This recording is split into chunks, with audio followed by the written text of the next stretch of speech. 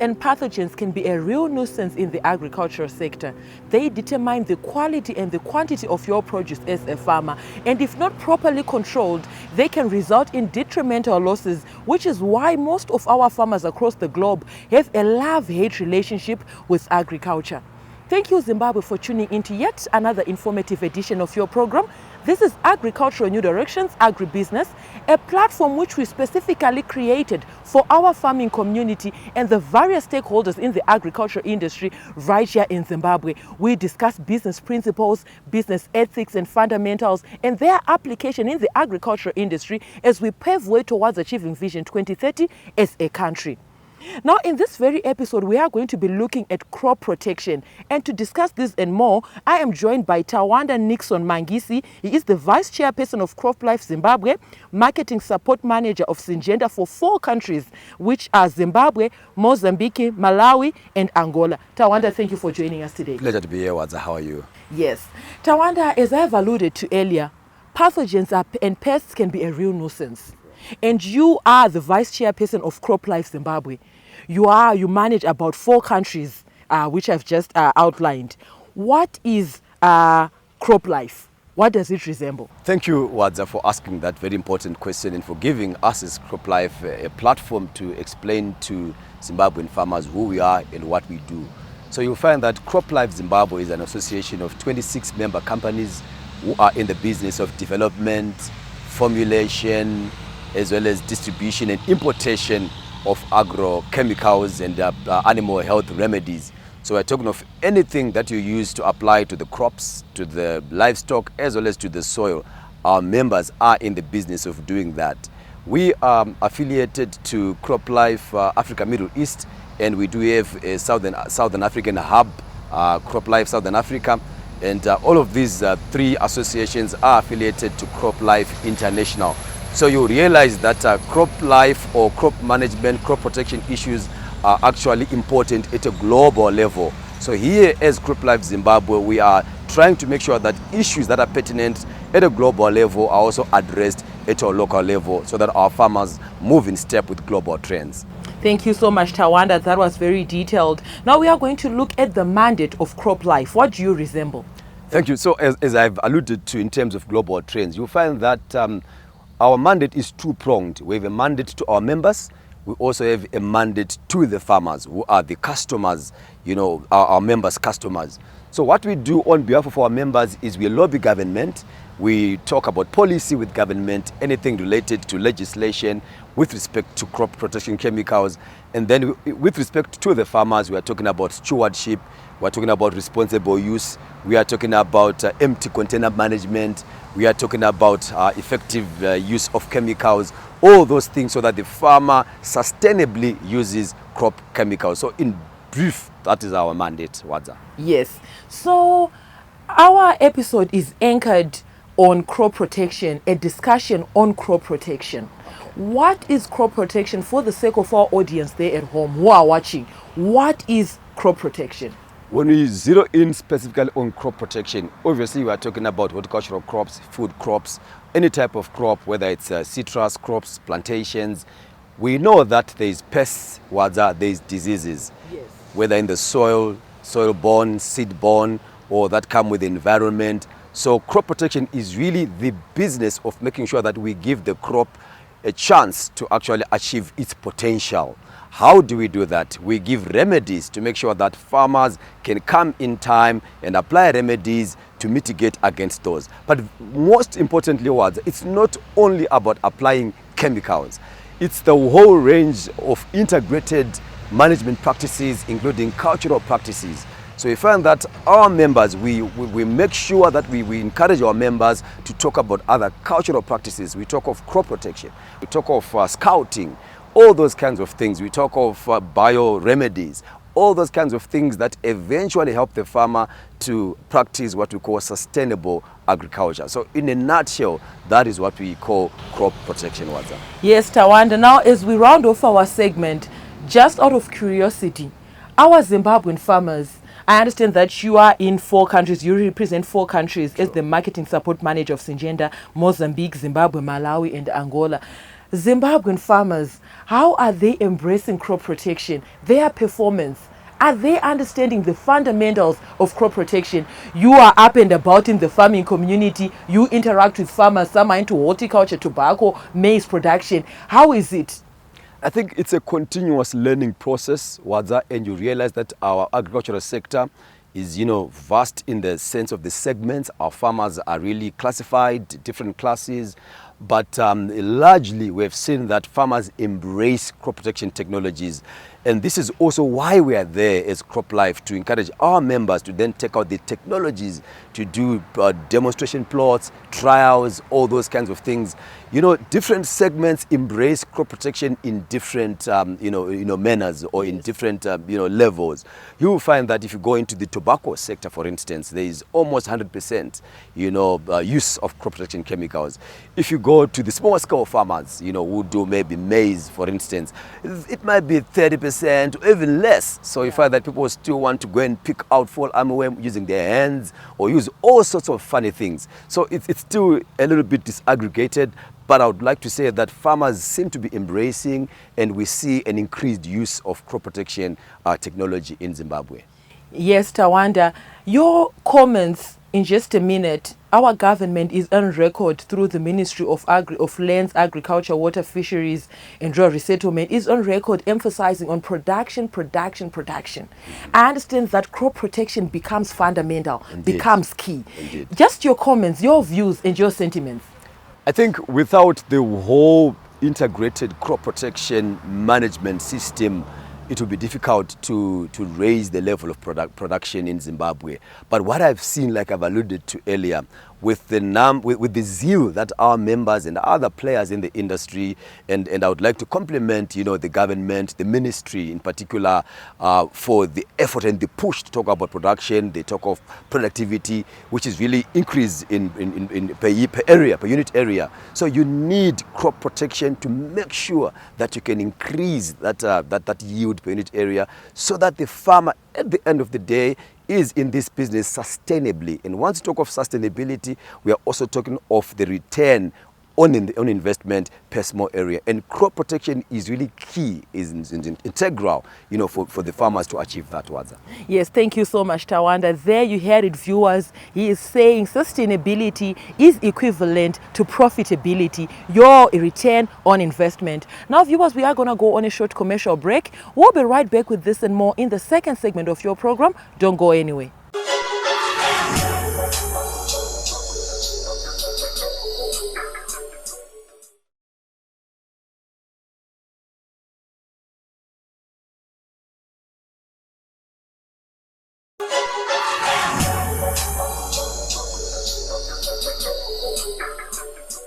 Thank you, Zimbabwe, for staying tuned to Agricultural New Directions, Agribusiness. We are in the second segment of your program, where we are discussing crop protection. Now, viewers, we encourage you to be a part of these conversations. Feel free to get in touch with the producer, Wadzanai Manyore, on 0772 807 506. Alternatively, you can like our Facebook page, Agribusiness with Wadzanai. You can also make a follow-up on this episode and more on our YouTube channel, Agribusiness with Wadzanai. We are also now available on Twitter, and our Twitter handle there is at Agribusiness110. Now, earlier on, before we went to the break, Mr. Mangisi here was telling us of how Zimbabwean farmers are embracing crop protection technologies. Mr. Mangisi, we are in the second segment of our program. Thank you, Wadza. Yes. As we are here, we are standing in a well-established soybean crop. What does it take for a farmer down there in Karoi who wants to venture into soybean production to establish a beautiful crop such as this one? It's the right populations, the good agronomic practices, which include population. The stand, as you can see, Wadza, it's a perfect stand. It's the right fertilization. Fertility management is important. And also we know that we are talking about having your soils tested, all those kinds of things. But on top of that, Wadza, is the right scouting in terms of disease, in terms of pests. Yes. As you can see, this is a near clean crop in terms of the leaves. There's no presence of or sign of disease. But of course, we can see that there are now some, leaf eaters, maybe caterpillars or something that the farmer now needs to watch out for in terms of just reducing that foliage, which is important for, pod filling and things like that. So it's the whole, cycle, the whole broad view in terms of managing your crop. Then you know that you can break the bank in terms of the yield. Wadza. Thank you so much, Mr. Mangisi. I understand that our audience there at home liked the fact that you said you can break the bank. Indeed. You'll be smiling. It's a business. Yes, you'll be smiling all the way to the bank. Now, it is inevitable that pathogens and pests are a part of us in our farming community. If you are a farmer, you will be dealing with pathogens and pests and weeds throughout the season, throughout the year. Now, let us talk about effective use of chemicals. Okay, fine. Let me just lay a certain foundation, which is also very pivotal. So we're saying effective use of chemicals. But do you know what? Our members, we actually say to the farmer, the use of chemicals should be the last thing that you do. Okay. Yes, because they are chemicals at the end of the day. So the first thing is you need to get in there and scout and look at the pest or disease pressure. So when you look at the pest and disease pressure, that will then also inform you of the type of chemistry that you're going to use, because the type of chemistry also speaks into the effectiveness and the efficiency. So you need to know the right chemistry for the right pest, the right chemistry for the right disease. When you then do that, we also then encourage farmers to look at the product labels, because on the labels we explain the dosages, the rates. We explain again issues to do with how many times should you apply a particular chemical. That's the other thing that we explain. And then we then look at the application technology, or what you use. Are you using a boom sprayer? Are you using a mist blower? Are you using a knapsack sprayer? And then the type of nozzles, is it an insecticide? Is it a fungicide? Because that will also determine if you're using a hollow cone or a flat fan or different types of nozzles. All these things speak into effectiveness and efficiency. And above all, we also look into things that have to do with maintenance of your application, application machines, whether it's the boom sprayer or the knapsack. You then need to maintain them. A lot of farmers, you come across them, after they use their knapsack, they just throw it away in the shed. After they use their boom sprayer, it's just packed in the shed. It's not rinsed, it's not cleansed. And you'll see a lot of coagulation, a residue of chemistries or chemicals on the nozzles. Then they expect that particular boom sprayer to be effective in the next spray. We cannot work like that. Remember, it's a business. Every little thing adds up, so that you get the effectiveness that you're talking about, Wadza. Thank you so much, Tawanda. Now, I want to talk about resistance issues in chemical use. I understand that there are some diseases or some pests. That's a big issue. Yes. Someone might say, I have applied this chemical, but I'm still having this pest as a nuisance. Why is it so? What causes resistance? What is it about? Okay, let me begin by saying, Wadza, as CropLife Zimbabwe, or rather as CropLife International, like I alluded to earlier in the first segment, you find that there are two committees within CropLife International. We've got the Insecticide Resistant Management Committee and the Fungicide Resistant Management Committee. And this was actually mandated by the WHO. We needed to, they needed to actually set up these committees. For what reason? For the very reason that you talked about, that pests can develop resistance, diseases can develop resistance. So we need farmers to understand that you cannot continue to use one type of chemical, one type of chemistry for the same type of pest. Year in, year out. Even in one season. Okay. So yes, even now we you have to alternate. You have to alternate. So we have what we call block application, where there's chemical group 1, 2, 3, and different types of segmentations in there. And we're saying you cannot continue to use chemical group 1 for the whole life cycle of a pest or a disease. If you do 2 sprays of one type of chemical group, the other 2 sprays should be another, and you alternate like that. What does this help, Wadza? It helps in terms of managing and mitigating against build-up of resistance by the pests and by the diseases. Remember, we have invasive new pests that are coming through, so we need to be good stewards of the chemistries that we have, Wadza. Thank you so much, Tawanda. In conclusion, as we round off our segment, invasive pest management, what does it entail? I think largely it entails us to be good stewards of the resources that we have in terms of managing the pests, number one. Number two, it entails having a common strategy, a strategy that comes from the national level. I'm very happy that the Ministry of Agriculture, through the Minister, the PEMSEC, they've embarked on, a large-scale program to mitigate against these invasive pests in different types of crops. You know, in your maize, in your tomatoes, we need a widespread strategy. We need information to go out through our members, through agri-techs, through anyone who is in the business of crop protection. That is very, very important. When we talk of invasive pests, we're talking of things like tuta absoluta in tomatoes. We are talking about fall armyworm, big problem, not only in Zimbabwe, but we're talking of the whole sub-region, the whole world, in fact. We're talking about the locusts, these locusts that just come in and they want to wipe away the yield. So we need a common strategy. Yes, we can have these chemicals. We need to use them in a manner that we don't develop resistance. Again, we need to have this common global, nationwide strategy to manage invasive pests. Stewardship in agriculture. Now, viewers, we are going to go on a short commercial break. We'll be right back with this and more in the third and final segment of your program. Don't go anywhere.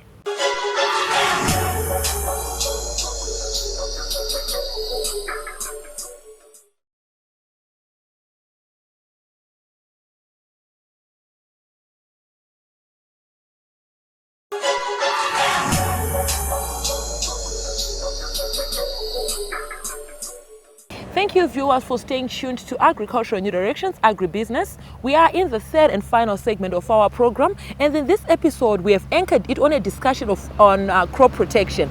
And I have taken the liberty of inviting Tawanda Nixon Mangisi, who here is taking us through the various methods, techniques, and strategies that we need to employ if we are going to be effectively managers of our land and our crops in Zimbabwe. Now, Tawanda, earlier on before we went to the break, we're talking of invasive pest management. Taking your focus away from that a bit, I want us to look at issues in our economy.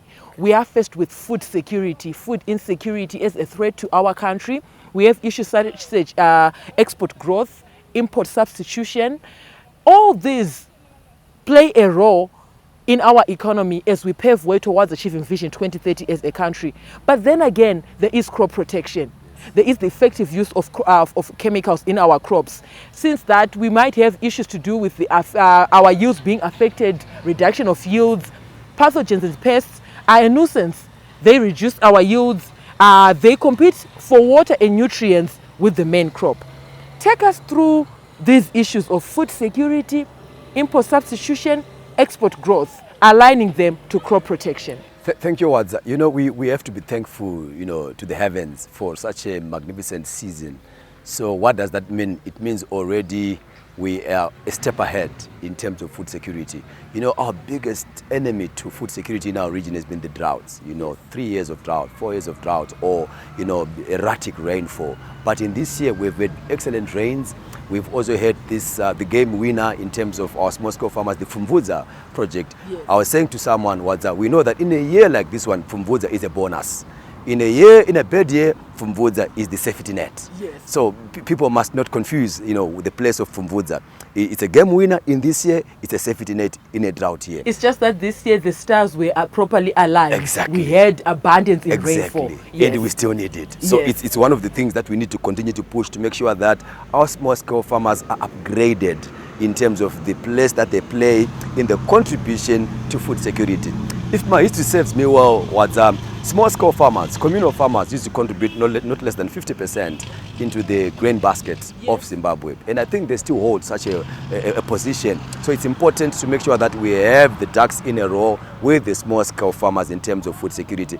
And I want to believe that our ducks are now well lined up because of Fumvudza, because of the command program, CBZ Agri-Yield program, which is very, very good. Now, moving on to, import substitution.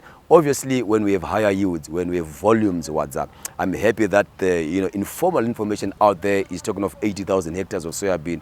Already, that is a huge step towards reducing the amount of crude degummed oil that we import, which is very, very important. But I must come back to crop protection to say, do you know, in a good year like this one, we also have the prevalence of disease. Very true. There's a lot of disease in the soybeans, in the horticultural crops, in the tobacco, which is also another key export earner or forex earner. Yes. So we then have farmers needing to come in there and use the right chemistries to mitigate against diseases. It's important to know that in terms of actual pests, insects, they could be easily managed in a year like this one, but disease is a big problem. And when we talk of disease, this is one of the major things that impact, your quality of horticultural crops. So you are talking of earning foreign currency, very critical for the country. But we cannot earn foreign currency from the horticultural sector, which, by the way, still has a lot of room of growth. Yes. We used to be a big player in Europe. We're getting back, but there's still room to grow. One of the things we need to get right as we grow is the quality. On top of the quality is the volumes. The quality comes in through crop protection. This is why we talk of basic things, Wadza, of scouting, basic things of understanding your disease, identifying diseases and being able to know the right chemistry, and also applying the right levels. Because there's issues of residue management. In Europe, they are very particular about the dosage levels in their vegetables, in their fruits. There are issues also, Tawanda, of traceability, where they say they want to trace who produced this product, the amount of chemicals that was put in it. Yes. Which is why farmers need to know the different types of recommendations that they need, certificates that they need. And also that there are certain chemistries or certain active ingredients that are no longer being allowed in Europe, and this kind of information is available. So farmers must know when they go out to procure, they must know. And we encourage farmers to be able to understand these things and apply them so that we can grow that sector of our agriculture, so that we can earn the foreign currency that we need as a country. Yes, thank you so much, Tawanda. Now, as we move right along, I want us to talk about the Horticultural Recovery Plan that our Ministry of Lands, Agriculture, Water, Fisheries and Rural Settlement has been relentlessly working towards. Your comments. You are in the crop protection industry. Your comments, looking that some of our small-scale farmers are really into horticultural production. They produce tomatoes, they produce cabbages. They might not be able to make it to export markets, but when it comes to satisfying the local market, just your views and comments as a person who moves around our farm. Thank you. The thing that excites me about the new Horticultural Recovery Plan is not really the established, horticultural farmers, but it's the emphasis on the PSOs talks about, the hub and spoke. They're talking of developing these hubs, in the communal areas. We should understand that Mutoko is for tomatoes. We should understand, what should we grow in, say, Zimba or wherever. And then we encourage farmers, if it's mango trees, if it's guavas, we encourage those villages and empower them to be able to sell those and make a living. What does it mean for our industry as CropLife? Obviously, the more people are into, sustainable, business-minded type of production, it means more and more people can be able to afford the use and the employ of agricultural remedies. So it's very key for the whole economy. It's key for our sector, certainly. And I think it's an exciting time to be a farmer in Zimbabwe. It's an exciting time to be a young farmer, to be a female farmer, for that matter, in Zimbabwe, because everything is just positive. Everything is just lined, for supporting the farmer and making sure that the farmer wins. Those are just my random thoughts on this topic. Right. Tawanda, there is an issue on monoculture, or we might deem it as crop rotation, issues surrounding crop rotation.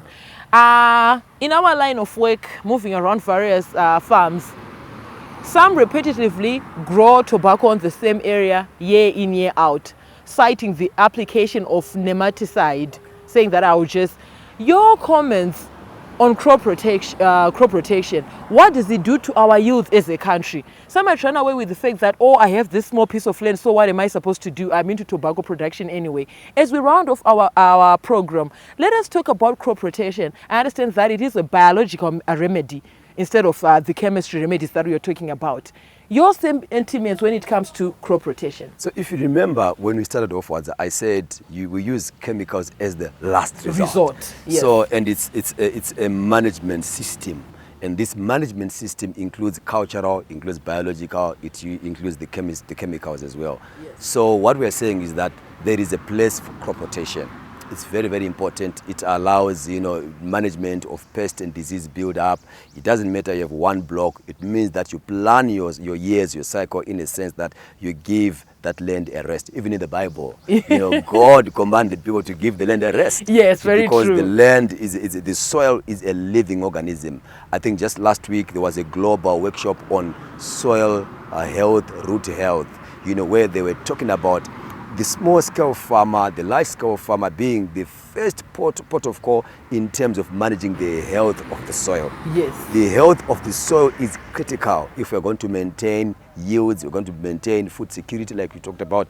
Everything we talked about hinges on the health of the soil. And rotational practices are the first line of defense, linked with testing, soil testing, pH, all those kinds of things. So this is very important that farmers understand these things well.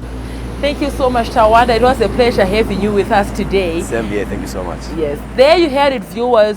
Crop rotation is a remedy to protecting the health of our soils. And that speaks to farming with future generations in mind. We are talking of increasing yield, increasing output, whereas our land does not expand. From me, your host Wadzanai Manyore, and the crew behind the scenes, have yourselves a fabulous evening. Thank you for watching.